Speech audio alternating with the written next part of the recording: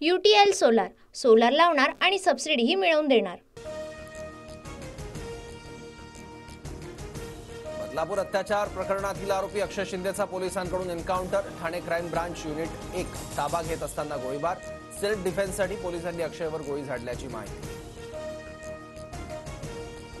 आरोपी अक्षय शिंदेने पोलिसांची बंदूक हिसकावून 3 राऊंड फायर केले। एपीआय निलेश मोरेंवरी एक गोळी झाडल्यानं गंभीर जखमी, उपचार सुरू। जे रुग्णालयात अक्षय शिंदेच्या मृतदेहाचं शवविच्छेदन करण्यात येणार। जे रुग्णालयाबाहेर सुरक्षित वाढ। शवविच्छेदन झाल्यानंतर मृतदेह कुटुंबियांकडे सोपवणार। शिंदे आणि फडणवीसांना आरोपींना वाचवायचंय। मुख्य पुरावा नष्ट करण्यासाठी अक्षयचा एन्काउंटर। संजय राऊतांचा आरोप। एक नाथ एक न्याय, बलात्काराला थारा नाय। अक्षयच्या एन्काउंटर नंतर नरेश मस्केंकडून व्हिडिओ ट्विट। अक्षयला कोर्टात नेतानाच ठोका। समाज प्रबोधनकारांचं व्हिडिओ वक्तव्य। गुन्हा सिद्ध झालेला नसताना पैसे देऊन आमच्या पोराला मारलं। गोळ्या झाडा, आम्हीही मरायला तयार। अक्षय शिंदेच्या आईवडिलांचा गंभीर आरोप।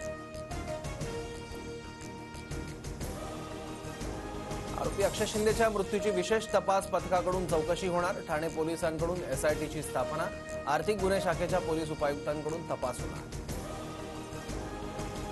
आरोपी अक्षयच्या पूर्व पत्नीचे अत्याचाराची तक्रार केल्यानंतर त्याला चौकशीसाठी नेताना गोळीबार। पोलिसांनी आत्मसंरक्षणासाठी अक्षयवर गोळी झाडली। गृहमंत्री फडणवीसांची प्रतिक्रिया। गृह विभागाने दाखवलेला हलगर्जीपणा संशयास्पद। आरोपीला कायद्याच्या चौकटीतून फाशी द्यायला हवी होती। कायद्याचा धाक घालण्यात शासन दुर्बल ठरलंय। शरद पवारांचा ट्विट करत आरोप। आरोपी बंदूक हिसकावून घेईपर्यंत पोलीस झोपले होते का? ही निर्घृण हत्या। गृहमंत्री फडणवीसांना पदावर राहण्याचा अधिकार नाही। काँग्रेस नेते पृथ्वीराज चव्हाण आक्रमक। फाशी द्या बोलणारे विरोधक आरोपीची बाजू घेत आहेत, हे दुर्दैवी। पोलिसांनी स्वतःच्या बचावासाठी केलेल्या गोळीबाराचा तपास होणार। मुख्यमंत्री शिंदेंची माहिती।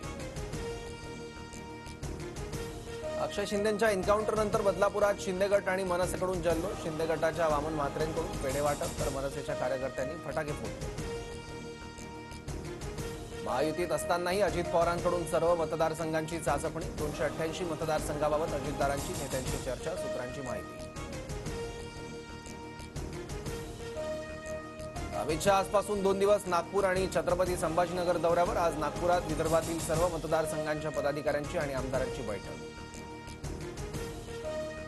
मुंबई विद्यापीठाच्या सिनेट निवडणुकीच्या मतदानाला सुरुवात। 27 सप्टेंबरला निकाल, तर सिनेटच्या स्थगितीसाठीच्या याचिकेवर आज सुनावणी। नंदुरबारमध्ये ई-केवायसी करण्यासाठी महिलांची रात्रीपासून बँकेबाहेर रांग। येण्या जाण्याचा खर्च परवडत नसल्यानं ग्रामीण भागातून तालुक्यात आलेल्या महिलांचा बँकेबाहेरच मुक्काम।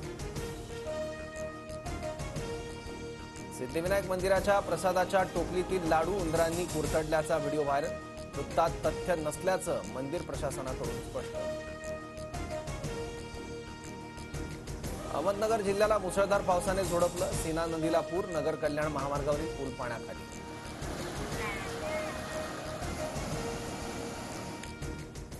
UTL सोलार, सोलार लावणार आणि सबसिडीही मिळवून देणार।